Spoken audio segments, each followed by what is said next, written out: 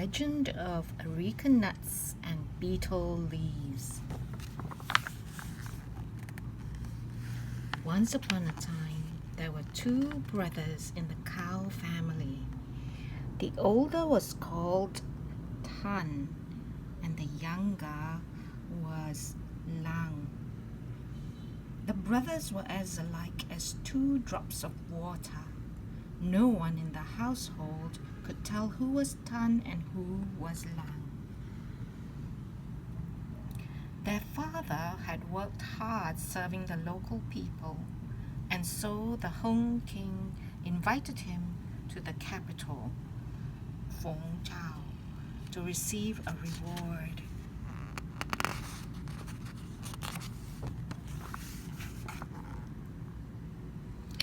In the region there lived a teacher named Lu, who was a famous scholar.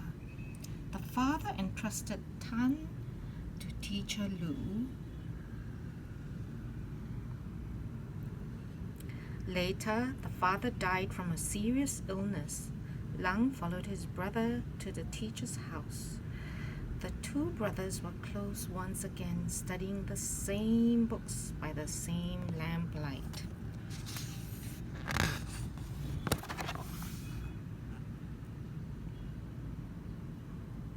The teacher had a daughter of 15 who was both pretty and sweet. She was fond of the two orphan boys, tended them and prepared their daily meals. However, she could not tell who was older and who was younger. One day she served the two brothers only one bowl of rice soup with one set of chopsticks. Then she waited behind a partition to watch the younger brother offer soup to the older. She saw that the brother who laughed often was Tan.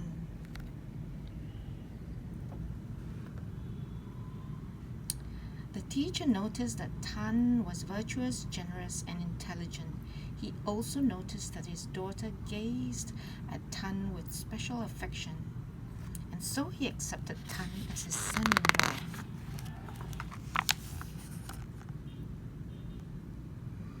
Scholar Lu and his wife helped the young couple move to a new, beautiful house. Tan wanted his younger brother nearby, and so Lang came to live with him.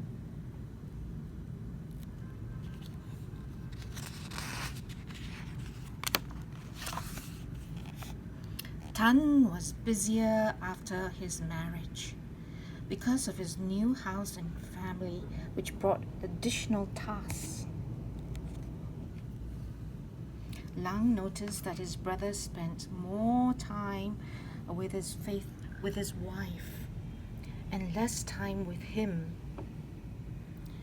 Tan is infatuated with his wife and has forgotten me, Lang thought. He grew even sadder.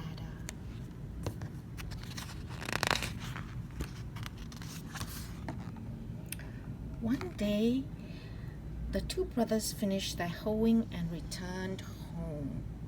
It was nightfall. Lang entered her house first. In the darkness, Tan's wife thought Lang was her husband. She rushed to embrace him. At just that moment, Tan stepped into the house, causing the two embarrassment and shame.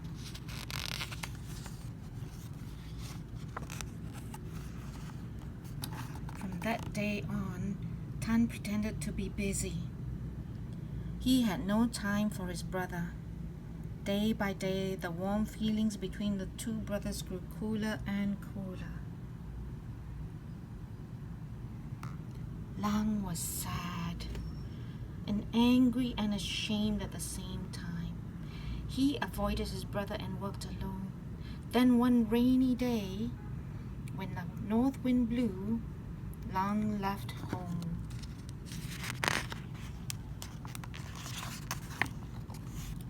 Lang walked aimlessly until he reached a large river. The river blocked his way It flowed rapidly with no boats in sight. Its banks were deserted. Lang was so sad that he sat at the river bank. His eyes filled with tears as he watched the river flow. The night passed, bringing frost. By the next morning, Lang had turned into a statue of stone.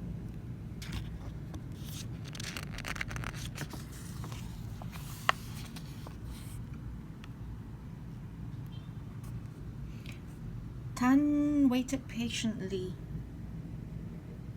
for his brother to return. He looked everywhere for Lang. He went from house to house, from place to place, but he couldn't find Lang. Tan knew his brother had left in anger. This filled him with remorse. Tormented, Tan left his wife at home and set out to search for his brother.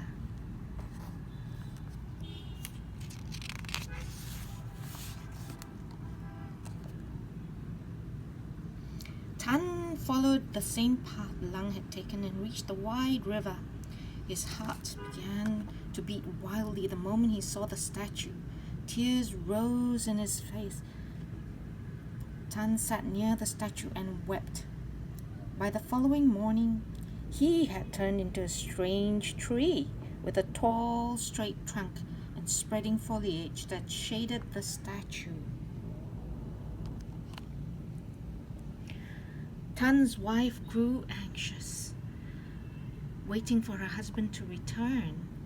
She set out to look for him. She followed the same path Tan and Lang had taken and came to the wide river. Her feet were tired. She sat at the foot of the strange tree and its shade. Tears filled her eyes. She wept and wept.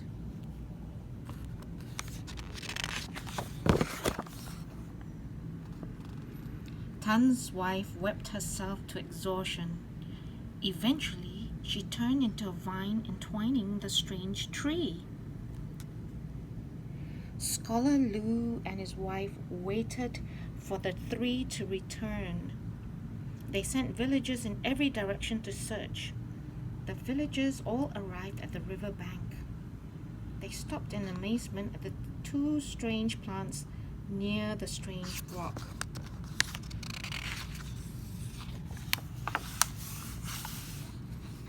The villagers decided the statue, tree, and vine must have arisen from the missing three. Scholar Lu and his wife built a shrine on the spot. They decorated it with parallel sentences, harmonious brothers, and faithful couple.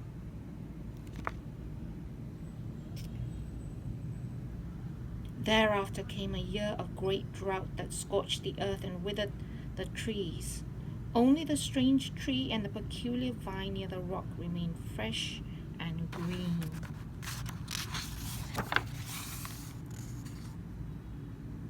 King Hung noticed the unusual plant while passing on a royal inspection tour. He stopped to rest. The king listened as elderly people told the story. He ordered a servant to harvest some Areca nuts, which he tried along with a leaf from the climbing vine. The taste was sweet and pungent.